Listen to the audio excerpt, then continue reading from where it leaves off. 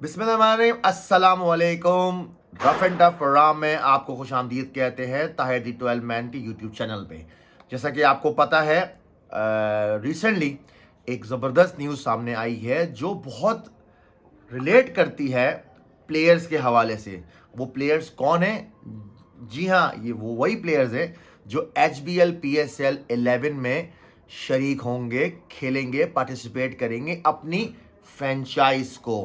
अगर हम बात करें, जैसे जैसे पिछले प्रोग्राम में मैंने आप लोगों को बताया था कि जी रिटेनशिप होगी जिसमें हर कैटेगरी के एक एक प्लेयर को रिटेन किया जाएगा।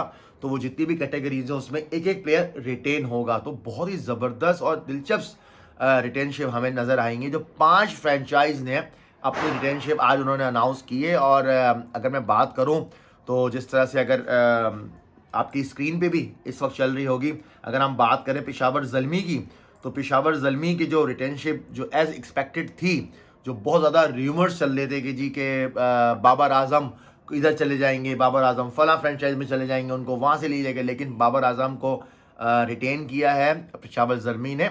और ये आपकी स्क्रीन पे बाबर आज़म उनको रिटेन किया गया है। और अगर हम बात करें तो इमर्जिंग कैटेगरी की, तो उसमें अली रज़ा को रिटेन किया गया कि जिस तरह से वो परफॉर्म कर रहे हैं।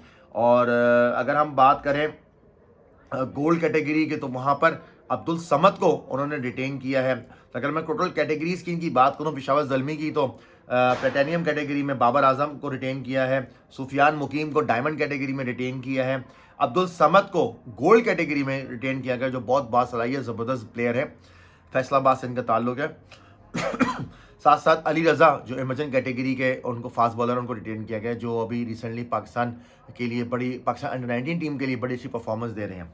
साथ साथ अगर हम बात करें तो लाहौर कलंदर्स की, जी हाँ, लाहौर कलंदर्स की जो कुछ दिनों पहले जो एक प्रोग्राम हुआ था जिसमें शाहीन आफरीदी ने खुद कह दिया कहते कि जी मैं कुछ भी हो जाए मैं लाहौर कलंदर्स को नहीं छोड़ूंगा, ना लाहौर कलंदर्स वाले मुझे छोड़ेंगे। तो एज एक्सपेक्टेड प्लेटिनियम कैटेगरी में उन्होंने शाहीन आफरीदी को रखा। साथ साथ उन्होंने अब्दुल्ला शफीक को रखा डायमंड कैटेगरी का, जो बहुत ज़बरदस्त मैं समझता हूँ ओपनर प्लेयर है। उनके पाकिस्तान से टेस्ट क्रिकेट भी खेल चुके हैं, वनडे क्रिकेट भी खेल चुके हैं। साथ साथ Sikandar Raza, the man who belongs the final, जिन्होंने फाइनल में क्वेटा ग्लैडिएटर्स को हराया था और अपने 26-27 रन से पूरा मैच चेंज कर दिया था उन्होंने।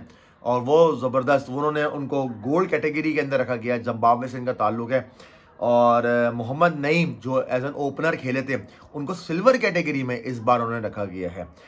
साथ साथ अगर हम देखें तो क्वेटा ग्लैडिएटर्स की अगर हम बात करें तो वहाँ पर बहुत ज़बरदस्त अनाउंसमेंट की गई है। 4 उनको प्लेयर्स को रखा गया है।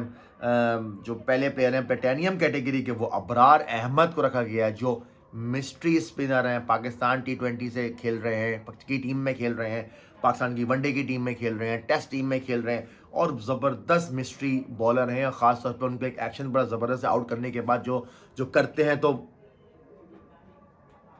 आप बिल्कुल एग्जैक्टली बहुत लोग पसंद कर रहे हैं उनके एक्शन को, बहुत सादा सिंपल और बड़ा ज़बरदस्त है। साथ साथ अगर हम बात करूं तो डायमंड कैटेगरी में उन्होंने उस्मान तारिक को रखा गया, जो एक और मिस्ट्री स्पिनर हैं, जो बहुत ज़बरदस्त परफॉर्म कर रहे हैं इस वक्त पाकिस्तान के लिए। साथ साथ अगर मैं बात करूं तो गोल्ड कैटेगरी के, तो हसन नवाज को रखा गया है, जो एक्सपेक्टेड मेरे लिए बड़ा ज़बरदस्त था कि ये एक्सपेक्टेड होगा कि हसन नवाज को रखेंगे। साथ साथ शामिल हुसैन को रखा गया, जो इमर्जिंग कैटेगरी के लेफ्ट हैंडर बैटर हैं और रिसेंटली अभी PTV की तरफ से खेल रहे हैं। और साथ साथ जो पाकिस्तान की शाहीन टीम जा रही है इंग्लैंड लॉयन से खेलने के लिए अबू धाबी में, दुबई और अबू धाबी में, वहाँ की कैप्टनसी भी उनको मिली है, बहुत ज़बरदस्त। और I wish him good luck, all the very best for that tour. अगर हम बात करें कराची किंग्स की, तो कराची किंग्स ने हसन अली को प्लेटिनियम कैटेगरी में उन्होंने रिटेन किया है। और साथ साथ मोहम्मद अब्बास आफरीदी जो डायमंड कैटेगरी में है उनको रिटेन किया है। खुशदिल शाह को गोल्ड कैटेगरी में रिटेन किया गया है। और साथ साथ इमर्जिंग कैटेगरी के साथ बेग, जो मैं समझता हूँ बहुत ज़बरदस्त उन्होंने रिटेन किया है। ये वाकई ये बच्चा डिज़र्व करता है, जिस तरह से इसने काज़ाम ट्रॉफी में परफॉर्मेंस की है, डिपार्टमेंट क्रिकेट में परफॉर्मेंस की है, वनडे क्रिकेट में परफॉर्मेंस की है, बहुत ज़बरदस्त ये बच्चा परफॉर्म कर रहा है। और कराची से इनका ताल्लुक है। अब अगर मैं आता हूँ तो इस्लामाबाद यूनाइटेड की टीम, जो उनकी रिटेंस उन्होंने किए हैं अपने प्लेयर्स को, उसमें Shadab Khan as expected platinum category के। अच्छा, मैं इसमें एक्सपेक्ट कर रहा था कि शायद आज़म खान को ये रखेंगे दूसरी कैटेगरी के अंदर, डायमंड में या किसमें, लेकिन ऐसा है नहीं।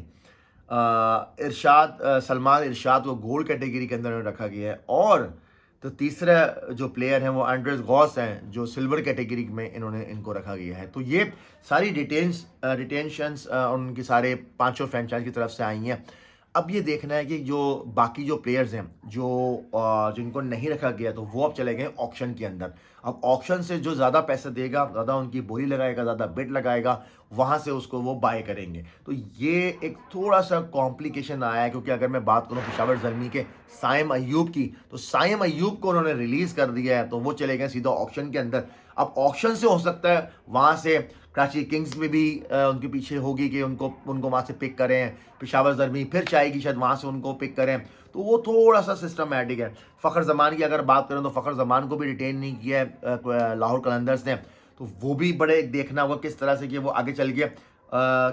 क्या कलंदर्स ही उनको पिक करता है या नहीं करता पिक। हारिस रऊफ़ को पिक नहीं किया गया है, हारिस रऊफ़ को नहीं पिक किया है रिटेनशिप के लिए, उनको भी छोड़ दिया गया है कि वो जाएंगे ऑक्शन के अंदर, वहाँ वो बाएँ होंगे।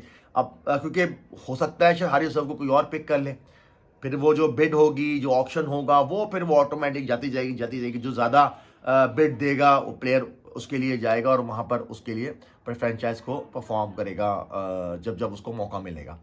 तो ये सारी चीज़ें आपके सामने लाएँ, और जैसे जैसे HBL PSL 11 के अंदर नई नई अपडेट्स आती रहेंगी, मैं आपकी खिदमत में आऊँगा। और बिल्कुल रिसेंटली आपने सही कहा कि हैदराबाद की जो टीम है, जो नई टीम आई है, उसमें भी बहुत सारे कोचिंग स्टाफ को उन्होंने अनाउंस कर दिया है। साथ साथ सियालकोट स्टैलियंस की टीम के अंदर भी कोचिंग स्टाफ अनाउंस हो रहा है आहिस्ते आहिस्ते, और उन कुछ दिनों बाद उनका लोगो, हर चीज़, सब चीज़ें सामने आ जाएंगी। और हैदराबाद वालों की भी पूरा प्रॉपर नाम, उनका लोगो, हर चीज़ आएगा। जो रिसेंटली कुछ दिनों के बाद जो नया स्टेडियम हैदराबाद है, वहाँ पर वो उसको बाकायदा एक तकरीब के साथ अपने पूरे मैनेजमेंट के साथ वहाँ वो अनाउंस करेंगे। तो जैसे जैसे वो चीज़ें होंगी तो वो फिर आपके सामने एक और वीलॉग में आपके सामने पेश करूँगा। अगर आपको ये वीलॉग पसंद आया तो प्लीज़ ज़रूर सब्सक्राइब करें, लाइक करें, कमेंट्स दें। और क्योंकि आपके कमेंट्स की आना बहुत ज़रूरी है, क्योंकि जैसे जैसे आप कमेंट्स देंगे वैसे वैसे हम अपनी प्रोग्राम के अंदर बेहतरी लाए जाएंगे। सवाल ज़रूर भेजें, वो फिर हम इंशाल्लाह उनसे सवाल ज़रूर करेंगे। और नोटिफिकेशन के लिए जो बेल आइकन है उसको ज़रूर हिट करें। जब आप हिट करेंगे तो आपके सामने जो भी पहला अब जो फ्रेश वीलॉग होगा वो आपके सामने पेश होगा। तो मुझे इजाज़त दीजिए, अपना बहुत ख्याल रखिएगा। फ़ी अमान अल्लाह। पाकिस्तान जिंदाबाद।